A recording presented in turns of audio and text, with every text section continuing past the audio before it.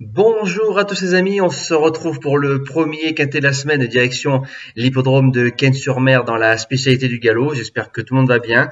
Dernière vidéo, avant de retrouver mon setup tranquillement. Donc c'est le prix Henri Rossi qui est à l'étude en Réunion 1 course 2 départ 13h55, 2000 mètres PSF 16 partants. On va revenir sur la journée de jeudi, donc hier dans le quintet on a un tiercé en 4. Bon, ça a été une arrivée essentiellement entre guillemets de chevaux en vue. Notre dernière minute s'impose à pratiquement 16 contre 1 Udo Duruel, un beau pic 5 qui passe à plus de 500 euros, pas mal de couplets, beaucoup de simples, CDJ deuxième, le report qui passe et le repéré numéro 2 troisième. Donc ça c'est bien.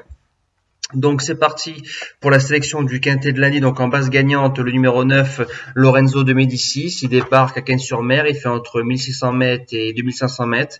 Il est en 37 de valeur. C'est la note plusieurs fois dans des quintets. Il faut se rappeler que début novembre, son entourage l'a réclamé et l'a défendu à hauteur de 32 000 euros. Donc on a mis 32 000 euros pour garder le cheval.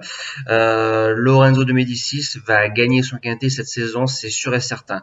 Et comme il a affronté des lots, je pense, un peu supérieurs, c'est peut-être le jour J, lundi, du côté de la Riviera. En deuxième base, le numéro 3, Swiss Bank, a été déclaré non partant le 3 février. C'est un cheval qui aime le sable. C'est un cheval qui va devant, qui est dur. Il est placé de quintet plus en 36,5. Il nous revient certes en 41,5. Ça fait beaucoup. Mais comme sur l'hippodrome de Cannes-sur-Mer, qui reste assez coulant, ça avantage les chevaux qui se montent devant. Il peut garder une place dans les 3 sans problème. Pour les chances, on attaque avec le numéro 10, Royal Right, qui a été vendu pratiquement 21 000 euros. C'est un gagnant de Quintet Plus l'année dernière, ici même en 34 de valeur, 2000 mètres PSF. Il nous revient en 36,5 en prenant la tête rapidement. Pour moi, il sortira pas des 5. En quatrième position, le numéro 2, Bemer, une sortie dans les quintets plus, une victoire en 40 de valeur à Deauville en août 2023. Il fait entre 1600 et 2000 mètres. On le monte à peu près de partout et c'est un cheval qui a battu un certain Intégrant il y a 2 ou 3 mois. Corde 1, on fonce. En cinquième position, le numéro 7, Grand Balcon. Il vient de gagner son quintet plus d'autorité en terrain très souple du côté de Cannes-sur-Mer récemment. A déjà réussi sur le sable. Il passe en 38.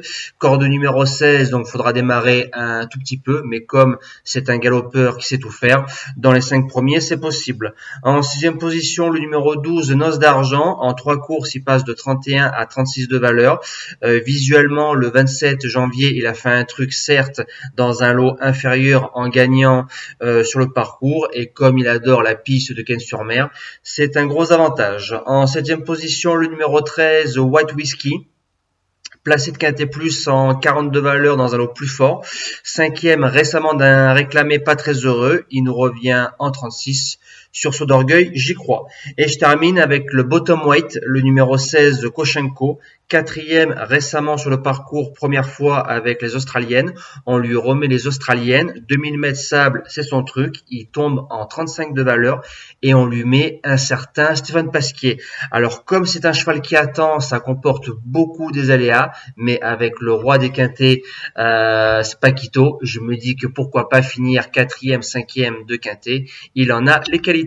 Moi, je vous dis à demain pour le quintet de Vincennes. Passez une belle semaine et merci à tous.